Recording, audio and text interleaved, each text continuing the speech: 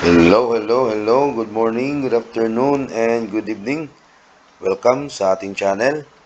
At bago tayo magpatuloy, pakihingi ng isang like and subscribe at huwag kalimutang pindutin ang notification bell para lagi tayong updated sa mga bagong upload natin. Okay, so our topic is about addition of similar fraction. Okay, so let's have example number 1. 2 pip plus 1 pip. Okay, so i-rewrite lang muna natin yan. 2 pip, i-add natin yan kay 1/5. So, similar fraction kasi the same yung kanilang denominator. Okay, so kapag the same yung kanilang denominator, ang gagawin lang natin dyan, kopyahin natin yung kanilang denominator na, or common denominator na 5. Okay, then yung sa numerator, i-add lang natin yan. Okay, si 2 at saka si 1. 2 plus 1, so that is equal to 3 over 5. So this is your final answer. Next, number 2,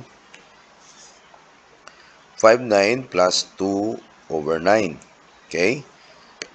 5/9 plus 2 over 9 equals, so kopyahin natin yung denominator o kanilang common denominator na 9.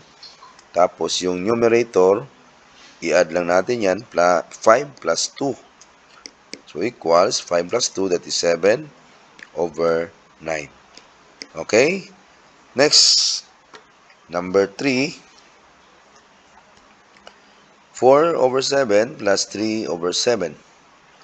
So, ang gagawin natin dyan, una, kopyahin muna natin yan or i-rewrite ko lang ha, para mas maayos tingnan. 3 over 7. So, copy yung common denominator na 7. Tapos, yung numerator, i-add natin yan, 4 plus 3. So, that is 7 over 7, or that is equal to 1. Okay? So, ito yung final answer. Next, number 4. 5 over 10 plus 3 over 10. Okay? So, 5 over 10 plus 3 over 10. So, yung common denominator is 10. Okay? Tapos, yung numerator, i-add natin yan, 5 plus 3. So, that is 8 over 10. So, pwede pang ma-reduce yan. I-divide natin yan by 2. Okay? Dapat ma-divide sa numerator, ma-divide din sa denominator. So, 8 divided by 2 is 4. Tapos, 10 divided by 2 is 5. So, 4/5 is the final answer. Next, number 5, last example. 8 over 12. Okay? Plus natin kay 3 over 12. So, same pa rin. Basta the same yung kanilang denominator. Kopyahin lang yan, yung common denominator. Tapos, yung numerator, i-add natin yan. 8 plus 3. So, that is 11 over 12. So, ito na yung final answer. Okay, maraming salamat sa panonood at pakikinig.